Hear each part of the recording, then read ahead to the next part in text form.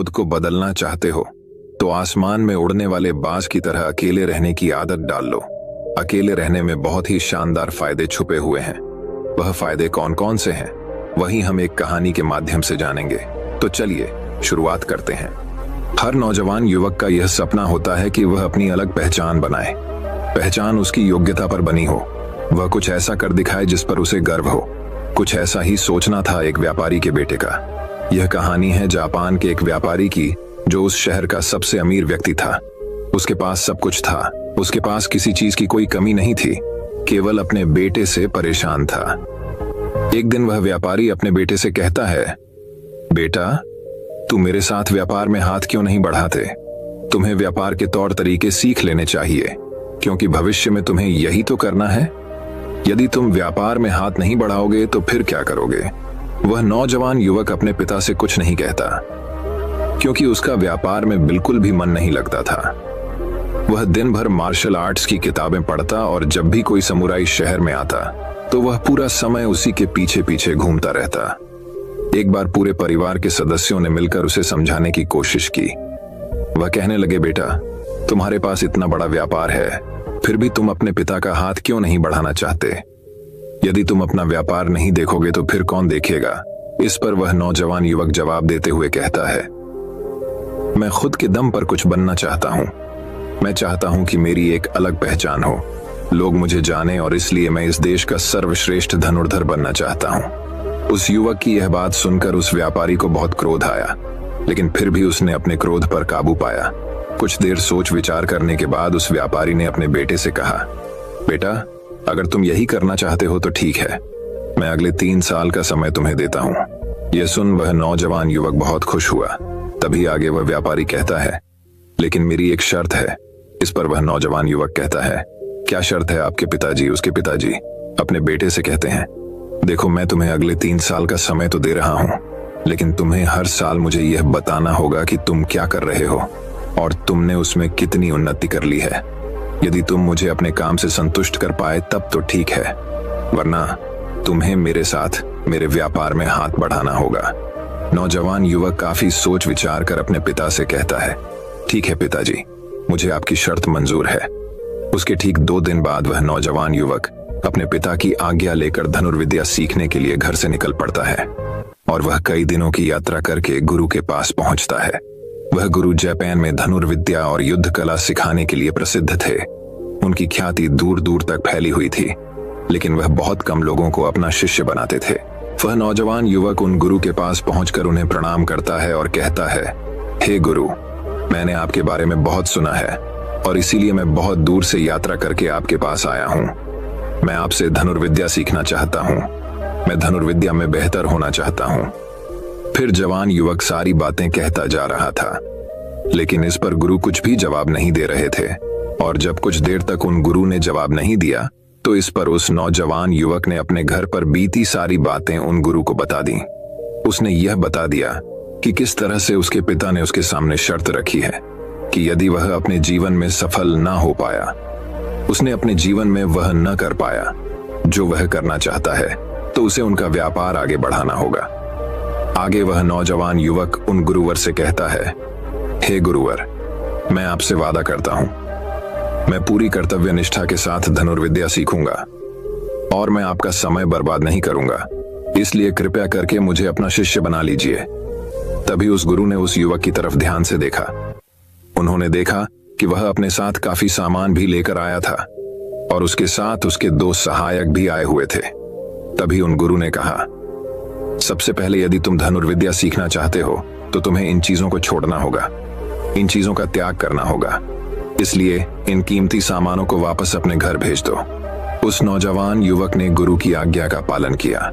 उसने सारा सामान अपने सहायकों के हाथों वापस घर की ओर भेज दिया। आगे गुरुवर उस नौजवान युवक से कहते हैं, देखो, यदि तुम धनुर्विद्या सीखना चाहते हो तो तुम्हें 2 शर्तें माननी होगी। इस पर वह नौजवान युवक कहता है, गुरुवर, आप जैसा भी कहें मैं सब करने के लिए तैयार हूं, लेकिन मुझे अपना शिष्य बना लीजिए। तभी गुरुवर उस युवक को पहली शर्त बताते हुए कहते हैं, तुम्हें यहाँ पर सामान्य लोगों की तरह ही अपना जीवन बिताना होगा और सारे कार्य तुम्हें खुद ही करने होंगे। इस पर नौजवान युवक कहता है, जी गुरुवर, जैसा आप कहे। आगे गुरुवर उस नौजवान युवक को दूसरी शर्त बताते हुए कहते हैं, यदि एक बार तुम्हें धनुर्विद्या की शिक्षा को ग्रहण करना शुरू कर दिया तो तुम्हें उसे पूरा करना ही होगा। तुम इस बीच उसे छोड़कर नहीं जा सकते। इस पर वह नौजवान युवक कहता है, ठीक है, आप जैसा कहें मुझे सब मंजूर है। उन गुरुवर ने उस नौजवान को अपना शिष्य बना लिया, लेकिन वो नौजवान यह नहीं जानता था कि उनके सिखाने का तरीका बहुत अलग था। एक दिन उन गुरुवर ने उस नौजवान युवक को अपने पास बुलाया और कहने लगे, बेटा, जैसे तुम उठते बैठते हो, चलते फिरते हो, जैसे तुम सांस लेते हो, वैसे ही तुम निशाना भी लगाते हो। इसलिए सबसे पहले तुम्हें सचेत होना होगा। तुम्हें जानना होगा कि तुम क्या कर रहे हो, तुम किस अवस्था में हो। तुम्हें जागरूक होने की आवश्यकता है। इसलिए आज से ही सचेत होकर सारे काम करना शुरू कर दो, और ऐसा तब तक करो जब तक यह तुम्हारा स्वभाव ना बन जाए। उस युवक ने उन गुरुओं की बात मान ली। वह एकाग्र होकर अपने कामों पर ध्यान देने लगा। वह अपने चलने फिरने, अपनी सांसों पर ध्यान केंद्रित करने लगा। सुबह उठकर वह अभ्यास करता और ध्यान किया करता। शाम के 6 बजे से वह एकांत रहता और ध्यान किया करता।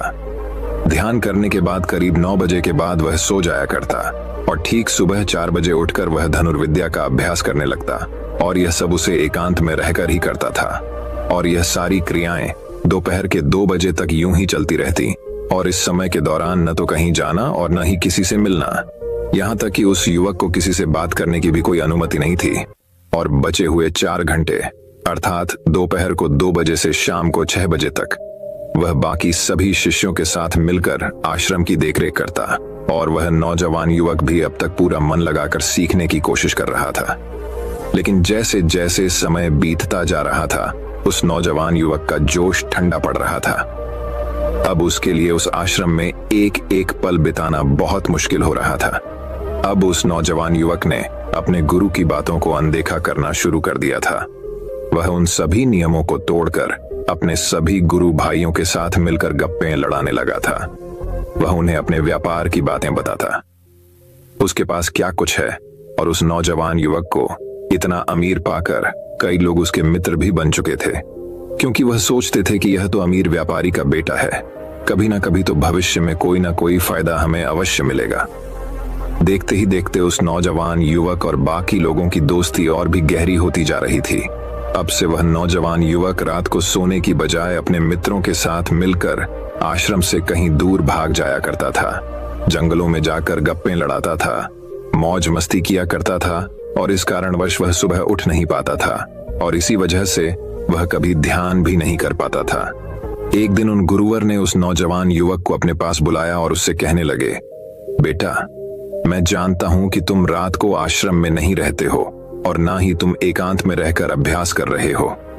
मैंने तुमसे पहले ही कहा था, यदि तुम्हें एक बार धनुर्विद्या की शिक्षा को आरंभ कर लिया तो तुम्हें इसे पूरा करना ही होगा। और तो और तुमने मुझसे वादा किया था कि तुम पूरी कर्तव्य निष्ठा के साथ धनुर्विद्या की शिक्षा को ग्रहण करोगे और मेरा समय बर्बाद नहीं करोगे। और यदि तुम ऐसा ही करते रहे तो 1 साल बाद जब तुम्हारे पिता तुमसे पूछेंगे कि तुमने इस 1 साल में क्या किया, तुमने उसमें कितनी उन्नति की, तो तुम उन्हें क्या जवाब दोगे? उस वक्त उन्हें क्या मुंह दिखाओगे? इस पर वह नौजवान युवक कहता है, हे गुरुवर, आप सत्य कहते हैं। जब मैंने शुरू किया था तो मेरे अंदर उत्साह था, मेरे अंदर धनुर्विद्या सीखने की जिज्ञासा थी, लेकिन तब मैं यह नहीं जानता था कि मुझे अकेले रहकर अभ्यास करना होगा। एकांत रहकर मैं थक चुका हूं और यह मुझे बहुत कठिन लगता है। मेरा एक एक पल जैसे मुझे काटने को दौड़ता है। जब भी मैं ध्यान करने बैठता हूं तो मेरा मन यहाँ वहां भागता रहता है और मैं ध्यान नहीं कर पाता, और इसी कारण मेरी चिंता और भी बढ़ जाती है। मुझे समझ नहीं आता कि यदि मैं ध्यान नहीं कर पाऊंगा तो मैं अपने अभ्यास को पूरा कैसे कर पाऊंगा। और साथ ही जब मैं एकांत में रहता हूं तब भी मेरे मन में तरह तरह के विचार चलते रहते हैं। मैं इनसे पीछा छुड़ाना चाहता हूं, लेकिन मैं इनसे पीछा छुड़ा नहीं पाता। इस पर गुरु और मुस्कुराने लगे और उस युवक से कहते हैं, बेटा, जिस अकेलेपन से तुम भागने का प्रयास कर रहे हो, इस अकेलेपन में बहुत ताकत होती है, इसे तुम्हें समझना चाहिए। किंतु फिर भी यदि तुम इस अभ्यास को बीच में छोड़कर जाना चाहते हो तो मैं तुम्हें नहीं रोकूंगा। तुम जा सकते हो, लेकिन जाने से पहले मेरी बस एक बात मान लो। इस पर नौजवान युवक कहता है, ठीक है, बताइए आप क्या चाहते हैं। गुरुवर कहते हैं, बेटा, यहाँ से 1 मील की दूरी पर एक बहुत ही बड़ा पहाड़ है। तुम्हें वहां पर पूरा दिन बिताना है और सुबह तुम्हें वहां पर एक बाज नजर आएगा। उस बाज की हरकतों पर तुम्हें ध्यान देना है। ध्यान रखना, उसका तुम्हें शिकार नहीं करना, बल्कि उसकी हरकतों पर तुम्हें ध्यान देना है। वह क्या कर रहा है, क्यों कर रहा है, उसे ध्यान से देखना है। उसकी हर एक हरकत को तुम्हें समझना है। और जब तुम अगले दिन वापस लौट कर आओगे तो मैं तुमसे केवल एक सवाल करूंगा। यदि तुमने उस सवाल का सही जवाब मुझे दे दिया तो मैं तुम्हें जाने से बिल्कुल भी नहीं रोकूंगा। उस नौजवान ने काफी कुछ सोच विचार किया और उसके बाद वह गुरु की बात मान जाता है। वह उन्हें प्रणाम करके उस पहाड़ की चोटी की ओर चल पड़ता है। देखते ही देखते वह 1 दिन का सफर तय कर उस पहाड़ की चोटी पर पहुंच गया और उसने पूरी रात वहीं पर बिताई और अगली सुबह होने से पहले ही वह उस बांस को ढूंढने लगा। वह जब यहाँ वहां देख रहा था तभी उसकी नजर उस पहाड़ की चोटी पर पड़ी। उसने देखा कि एक सुनहरा बांस चट्टान की चोटी पर बैठा हुआ है और पहाड़ के नीचे घाटियों की ओर ध्यानपूर्वक देख रहा है। वह नौजवान युवक उस बांस को देखकर झुक गया और छुपकर उसकी सारी हरकतों पर नजर रखने लगा। उस नौजवान युवक ने देखा कि कुछ चरवाहे अपनी भेड़ बकरियों को उस घाटी में चलाने के लिए लेकर आए हैं और तभी उस युवक की नजर उस पर पड़ी जो एकदम शांत बैठा हुआ था। लेकिन तभी अचानक उसने उड़ान भरी और नीचे की ओर गोता लगाते हुए वह उन चरवाहों के पास पहुंचा। जब तक चरवाहों की नजर उस बांस पर पड़ती तब तक उसने उन भेड़ बकरियों में से एक बकरी के बच्चे को अपने पंजों में दबोचा और उसे ले उड़ा। जब तक चरवाहे कुछ समझ पाते तब तक शिकार हो चुका था। वह नौजवान युवक यह देखकर बहुत हैरान रह गया। यह समझ चुका था कि आखिर गुरु ने उसे इस चोटी पर क्यों भेजा है। वहां से वापस अपने गुरु के पास लौटा और उसने वहां पर बीती हुई सारी कहानी उन गुरुवर को बता दी। तभी गुरुवर उस युवक से कहते हैं, अच्छा तो तुम मुझे यह बताओ कि तुमने वहां पर क्या सीखा। तभी वह नौजवान युवक कहता है, गुरुवर, वह बाज बहुत ही चालाक है। काफी देर तक तो यूं ही वह शांत रहा, लेकिन जैसे ही उसे अपना शिकार नजर आया उसने शिकार तय किया और एक उड़ान भरी और उड़ान के साथ वह अपने शिकार को ले उड़ा। इससे हमें यह समझने को मिलता है कि वह बाज बहुत ही चतुर और बहुत ताकतवर भी है और साथ ही साथ वह बहुत तेज भी है। इस पर गुरुवर हंसते हुए कहते हैं, बेटा, उस बाज को तुमने आज देखा है, लेकिन यदि उसे तुमने करीब 2 महीने पहले देखा होता तो तुम उस पर यकीन नहीं कर पाते। ऐसे बाज केवल पहाड़ी इलाकों में ही पाए जाते हैं और इन बाजों की उम्र करीबन 80 वर्ष की होती है। लेकिन जब इनकी आधी उम्र अर्थात जब इनकी 40 साल की उम्र पूरी हो जाती है तो यह शिकार नहीं कर पाते। उसे एक महत्वपूर्ण निर्णय लेना पड़ता है, क्योंकि इस अवस्था में उसके शरीर के 3 महत्वपूर्ण अंग बेअसर होने लगते हैं। पहला, पंजे, जो कि लंबे और लचीले हो जाते हैं और शिकार पर पकड़ बनाने में कमजोर होने लगते हैं। दूसरा, चोंच, जो कि आगे की ओर मुड़ जाती है और भोजन निकलने में मुश्किलें होने लगती हैं। तीसरा, पंख, जो भारी हो जाते हैं और सीने से चिपकने कारण पूरे खुल नहीं पाते हैं। यह उसके उड़ान सीमित कर देते हैं। भोजन ढूंढना, भोजन पकड़ना और भोजन खाना, तीनों काम करना मुश्किल हो जाते हैं। उसके पास 2 ही रास्ते बचते हैं, या तो शरीर छोड़ दें या फिर खुद में बदलाव करें। इनका शरीर मृत्यु की ओर बढ़ने लगता है, लेकिन इनकी विशेषता तो यही है कि यह बाज अपनी मृत्यु को स्वीकार नहीं करते। जहां पहला रास्ता सरल और तुरंत समाधान देने वाले हैं, वहीं दूसरा अत्यंत पीड़ादायी और लंबा। बांस पीड़ा चुनता है और खुद में बदलाव करता है। वह धीरे धीरे उड़ान भरकर किसी ऐसी जगह पर जा पहुंचते हैं जहां बहुत शांति होती है और वहां अपना घोंसला बनाता है। फिर वहां पर जाकर वह सबसे पहले अपनी कमजोरी अर्थात अपनी उस मुड़ी हुई चोंच को पत्थर पर मार मार कर उसे तोड़ देते हैं। अपनी चोंच तोड़ने से ज्यादा पीड़ादायक कुछ भी नहीं पक्षी के लिए। अब वह इंतजार करता है चोंच के फिर से उगाने का। उसके बाद वह अपने पंजे भी उसी प्रकार तोड़ देता है और इंतजार करता है पंजों के दोबारा उगाने का। और देखते ही देखते इनके पंजों में नए नाखून आते हैं, नई चोंच और पंजे आने के बाद वह अपने बाहरी पंखों को एक एक कर नोच कर निकालता है और प्रतीक्षा करता है पंखों का फिर से उगाने का। और इस क्रिया में पूरे 3 महीने लगते हैं और 3 महीनों के अंदर इन वादों का एक नया पुनर्जन्म होता है और तब उसे मिलती है वही भव्य और ऊंची उड़ान पहले जैसी नहीं। इस पुनर्जन्म के बाद वह 30 साल और जीता है, ऊर्जा, सम्मान और गरिमा के साथ। आगे गुरुवर इस नौजवान युवक से कहते हैं, तुम उस बाज की तारीफ कर रहे हो जो अकेले रहना पसंद करता है, शांत रहना पसंद करता है, जो पूरे 3 महीने एकांत में रहकर तपस्या करता है, अपने आप को शिकार के लायक बनाता है, तब जाकर वह कहीं शिकार करने योग्य बन पाता है। तुमने देखा होगा कि जो भी ताकतवर इंसान है वह हमेशा एक हाथी रहता है, लेकिन जो व्यक्ति कमजोर है, जिसके अंदर तरह तरह की कमियां हैं, वह लोगों के बीच छुपने का प्रयास करता है। आगे गुरुवर उस नौजवान युवक से कहते हैं, मेरी बात ध्यानपूर्वक सुनो। यदि तुम अपने जीवन में सफल होना चाहते हो, अपनी पहचान बनाना चाहते हो, तो सबसे पहले दिशाहीन से दृढ़ निश्चय वाले बनो। क्योंकि जब तुम खुद के लिए समय निकालते हो, जब तुम एकांत में रहने का चुनाव करते हो, तो तुम अपने दिन में जो भी काम कर रहे हो उस पर तुम ध्यान दे पाते हो, तुम सचेत हो पाते हो, और साथ ही तुम किसी भी चीज पर सही निर्णय भी ले पाते हो। और एकांत आपको हमेशा कुछ न कुछ नया सिखाता ही रहता है। आगे गुरुवर उस युवक को दूसरी बात बताते हुए कहते हैं, आज जो मौका तुम्हारे पास है वह मौका तुम्हें दोबारा नहीं मिलेगा, इसलिए इस मौके की कीमत को समझो, क्योंकि तुम्हें एकांत खुद को बनाने के लिए मिला है।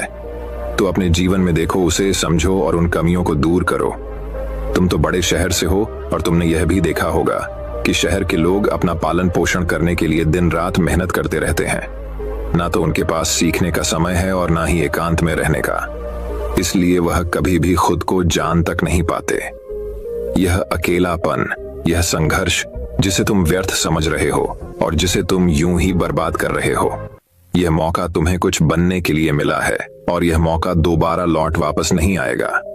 आगे गुरुवर उसी व्यक्ति को अगली बात बताते हुए कहते हैं, जिन लोगों के साथ तुम घूमते रहे हो, जिनके साथ गप्पे लड़ा रहे हो, जिनके साथ अपना समय काट रहे हो, उन्हें तो खुद तक नहीं पता कि वह क्या कर रहे हैं। उन्हें खुद इस बात का एहसास नहीं है कि वह खुद अपना कितना बड़ा नुकसान कर रहे हैं। तुम ऐसे लोगों के साथ अपना समय बिताते हो तो अवश्य ही तुम भी दिशाहीन हो जाओगे और तुम भी यह समझ नहीं पाओगे कि तुम्हें अपने जीवन में क्या करना है। शुरू में तुम्हें अकेले रहने में थोड़ी तकलीफ जरूर होगी, लेकिन धीरे धीरे आपको इसके साथ रहने की आदत पड़ जाएगी। इसलिए अकेलेपन का इस्तेमाल एकांत रहने के लिए करो और अपना उद्देश्य याद रखो। ये याद करो कि तुम यहाँ पर क्यों आए थे और तुमने अपने जीवन में क्या लक्ष्य तय किए थे। गुरुवर के इतना कहने के बाद वह नौजवान युवक सोचने लगा। वह ये समझने लगा कि आखिर वह यहाँ पर क्यों आया था। तब उसे याद आया कि उसके गुरु ने उसे क्या कहा था कि अपने अकेलेपन का इस्तेमाल करो, क्योंकि अकेलापन ही एकांत बन जाएगा और वह तुम्हें आगे बढ़ने में तुम्हारी मदद करेगा। दूसरी बात, अभ्यास में संतुष्टि ढूंढो, क्योंकि उस नौजवान युवक के गुरु ने कहा था कि सारा ध्यान केवल अभ्यास में लगाना, इसके अलावा कुछ और पाने की कोशिश नहीं करना। क्योंकि जब हम कहीं और जाने की या कुछ अलग पाने की कोशिश करने में लग जाते हैं, तब हम अपने मन के बनाए हुए जाल में फंसते चले जाते हैं और हमारा संबंध वर्तमान से टूट जाता है और तब हमें ऐसा लगने लगता है जैसे हम कहीं पर फंसे हुए हैं। हम बहुत दुखी हैं, हम बहुत निराश हैं और कहीं पर पहुंच नहीं पा रहे। और इसी के साथ में उस नौजवान युवक को